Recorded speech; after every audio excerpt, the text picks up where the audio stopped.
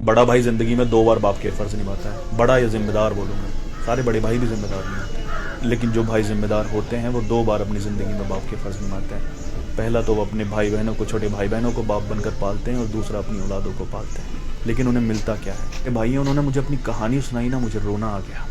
उन्होंने कहा कि भाई मैं सालों साल से अपने घर से, परिवार से दूर रह रहा हूँ, अपने परिवार के लिए, छोटे भाई बहनों के लिए। अपने बच्चों को भी इतना नहीं पढ़ाया जितने अपने भाई बहनों को पढ़ाया। वो पढ़ लिख गए, बड़े हो गए, इंडिपेंडेंट हो गए, शादियां हो गई।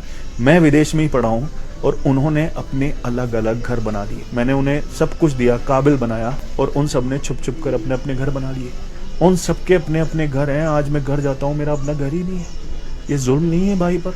बड़ी आसानी से कह देते हैं तुमने नया क्या किया है, सभी करते हैं। नहीं करते सब। अगर सब करते हैं तो तुम भी छोड़ो ना घर इतने दिनों के लिए। उसी माँ की कोख से पैदा हुए हो, तुम भी अपने बच्चों से दूर रहो, तुम भी अपने बीवियों से दूर रहो, तुम भी उन जनाजों से दूर रहो जो तुम्हारे अपनों के तुम्हारे पीछे उठ गए हैं, तुम भी उन त्योहारों से दूर रहो जो तुम्हारे पीछे घर पे मनाए गए हैं। तब एहसास होगा ना क्या खोया है, क्या किया है। माँ जिस तरह से एहसास दिलाती है ना एक बाप का कि तुम्हारी बाप की कितनी कुर्बानियां हैं, उस तरह से माँ बाप के फर्ज बनते हैं कि तुम्हारे भाई की कितनी कुर्बानियां हैं तुम्हारे लिए।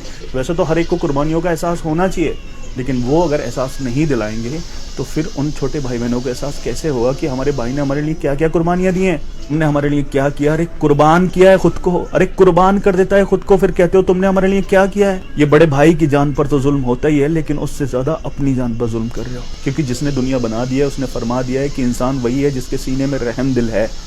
अगर तुम्हारे सीने में रहम दिल है तो फिर ये जुल्म क्यों कर रहे हो?